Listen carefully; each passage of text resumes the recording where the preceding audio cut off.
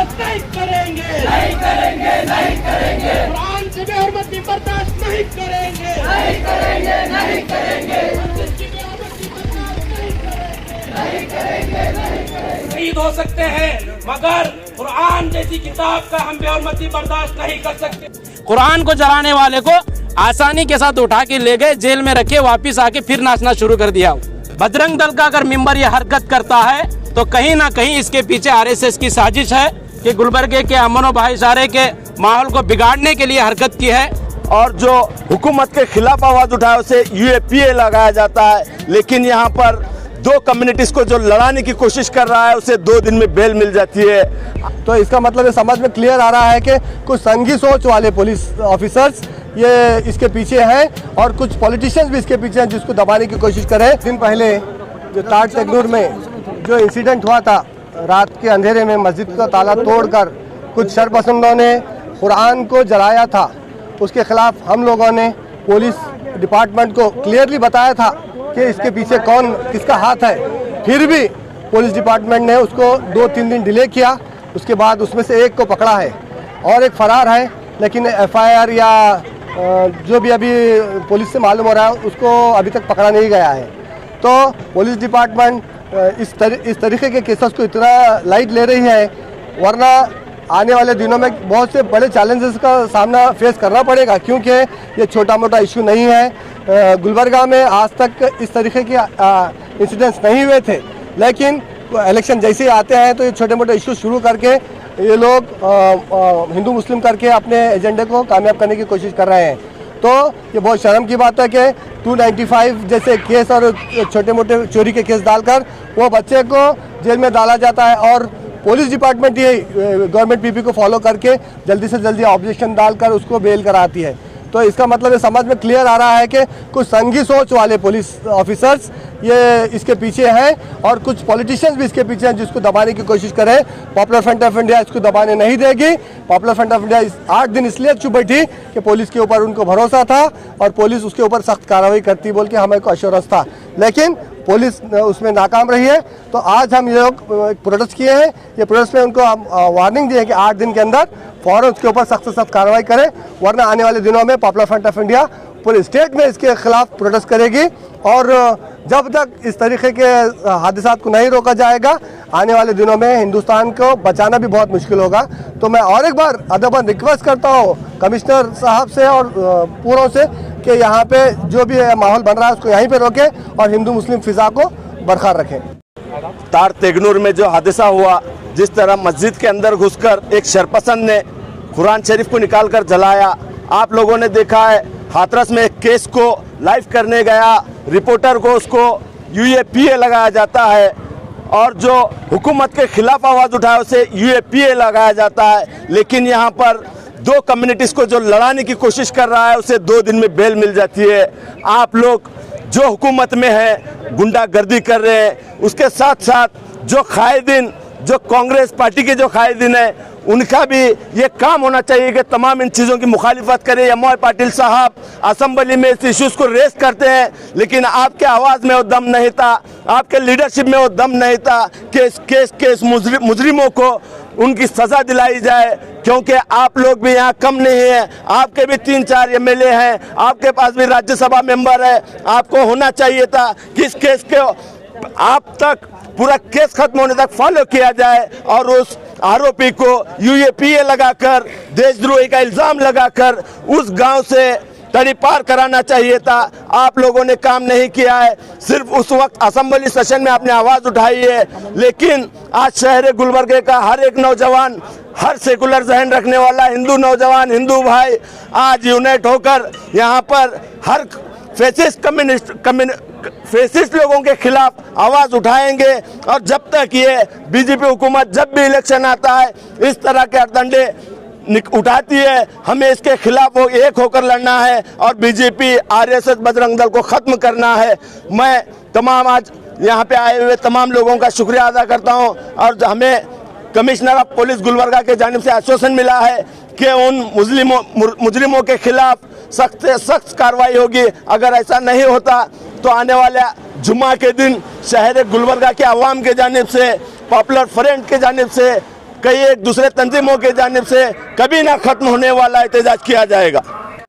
आज ये प्रोटेस्ट करने का मकसद ये था कि पिछले 8 दिन पहले अफजलपुर विलेज में एक वहाँ पर मस्जिद में रात में 2 सरपसंदों ने मस्जिद के अंदर जाकर जानमाज को जलाते हैं, मस्जिद के अंदर जाकर कुरान शरीफ को जलाते हैं। उनके ख़िलाफ़ हमने उस टाइम प्रोटेस्ट नहीं किया क्योंकि ये केस को कम्युनल एंग नहीं दिया जाए। हमने पुलिस डिपार्टमेंट से आकर मुलाकात करके ये बात कही कि जो लोग ये करे हैं उन्हें गिरफ्तार कर उन्हें जेल में डाला जाए।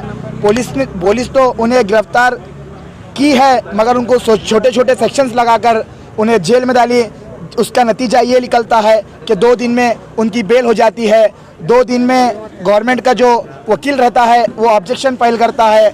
और गुलबर्गा पुलिस की ये हमारे साथ नाइंसाफ़ी देखिए कि गुलबर्गा पुलिस इस बेल को अपोज नहीं करती, जिसकी वजह से इमीडिएट बेल हो जाती है। तो मैं कमिश्नर साहब से ये गुजारिश करता हूँ कि उन्हें गुंडा एक्ट डालकर उनकी रॉडी शीट ओपन कर फिर उन्हें जेल में डाला जाए।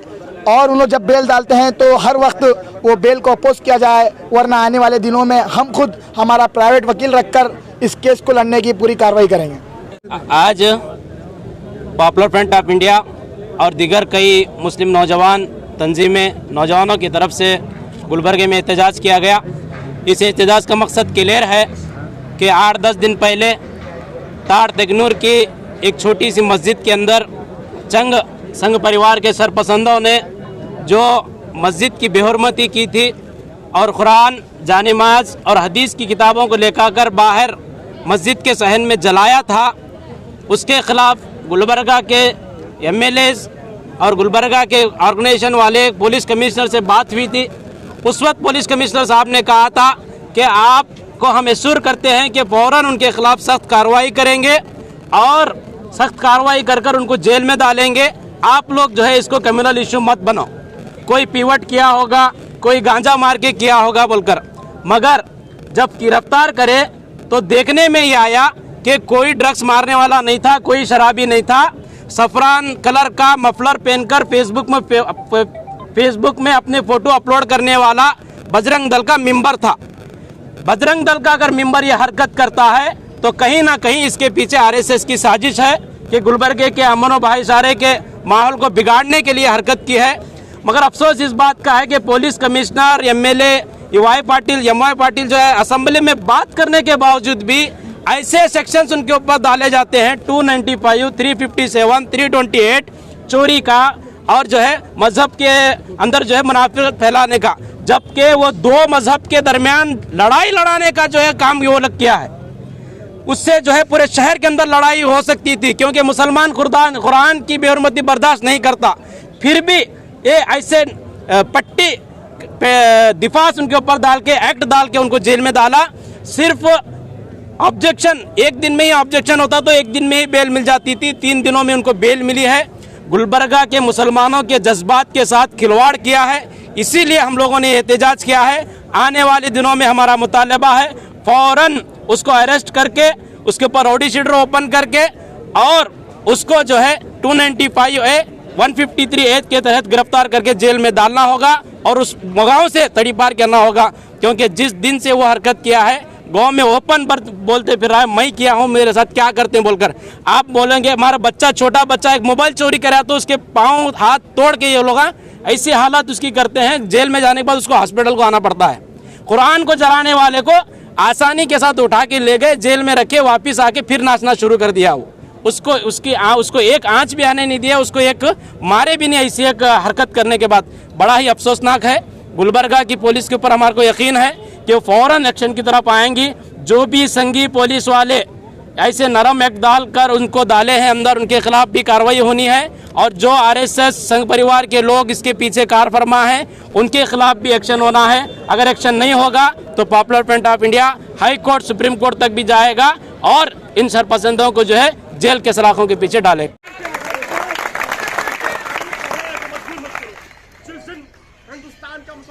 बड़ा प्रोटेस्ट हुआ, उसमें आप लोगों की पूरी तैयारी है और हमारी भी तैयारी है। इसीलिए आपसे गुजारिश है इमीडिएटली कमिश्नर साहब आकर यहाँ पर लोगों के सामने बात करें। 2 मिनट बात करें, खाली अश्योरेंस देकर जाना। दूसरा क्या भी नहीं। और एक चीज़ मैं आप लोगों को बोलना चाहूँगा, देखो आज कुरान को ये पर हमला हुआ, मस्जिद पर हमला हुआ।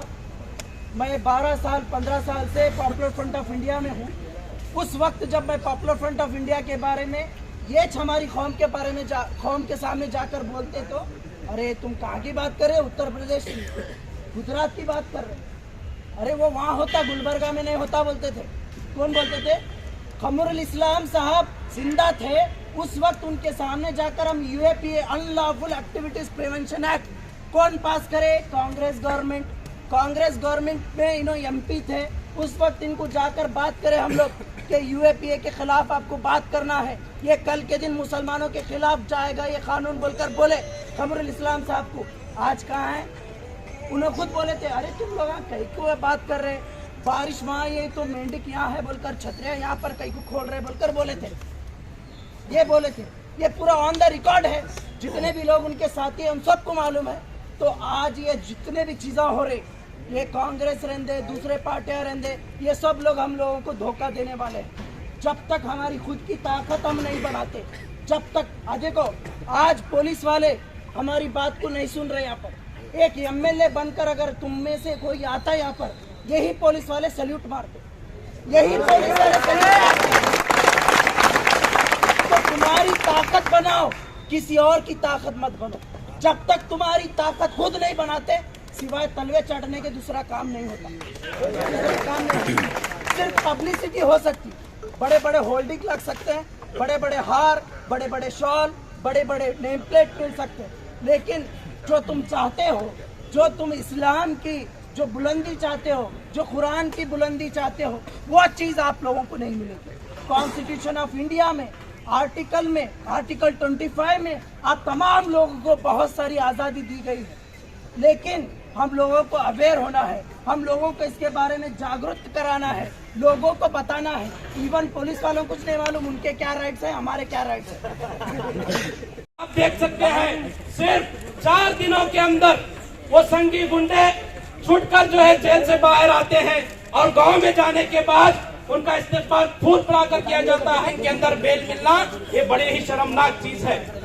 चोरी का उसके ऊपर इल्जाम लगाया जाता है, जबकि चोर क्यों जाएगा अंदर, जाकर बाहर निकालकर मस्जिद के बाहर जानिमाज को जलाएगा, कुरान मजीद को जलाएगा, हदीस की किताबों को जलाएगा।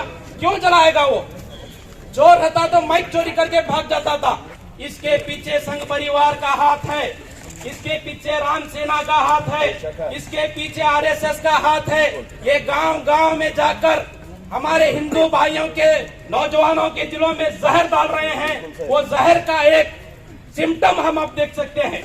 भाइयों, आज हमारा ये एहतजाज निकालने का मकसद यही है कि हम हमारी जान गंवा सकते हैं, हम अपनी जान दे सकते हैं, हम सभी शहीद हो सकते हैं, मगर कुरान जैसी किताब का हम बेहरमती बर्दाश्त नहीं कर सकते। क्यों? क्योंकि ये एक ऐसी किताब है जो दुनिया को इंसानियत सिखाने के लिए आई। अल्लाह के नबी करीम सल्लल्लाहु अलैहि वसल्लम जब मक्का में आए तो तमाम बुराइयां मक्के के अंदर मौजूद थी। जिनाखोरी थी, शराबखोरी थी, सूदखोरी थी, लड़कियों को जिंदा गाड़ना था, हर चीज आम थी। मगर सिर्फ 23 सालों के अंदर वही मक्का शहर को अल्लाह के नबी करीम सल्लल्लाहु अलैहि वसल्लम ने ऐसा चेंज किया कि वहाँ पर कोई जानी दूर दूर तक नहीं मिलता था, वहीं पर कोई सूदखोर नहीं मिलता था, शराबखोर नहीं मिलता था। ऐसी एक यही कुरान की किताब से अल्लाह के नबी करीम सल्लल्लाहु अलैहि वसल्लम ने ये इम्प्लीमेंट किया था। ऐसी कुरान के साथ कभी हम लोग इसे बर्दाश्त नहीं करेंगे।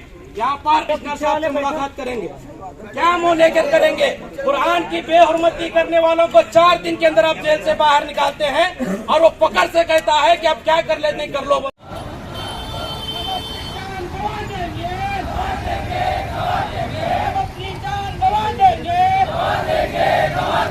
कुरान से बेहुरमती बर्दाश्त नहीं करेंगे, नहीं करेंगे, नहीं करेंगे। कुरान से बेहुरमती बर्दाश्त नहीं करेंगे, नहीं करेंगे, नहीं करेंगे। मस्जिद की बेहुरमती बर्दाश्त नहीं करेंगे, नहीं करेंगे, नहीं करेंगे।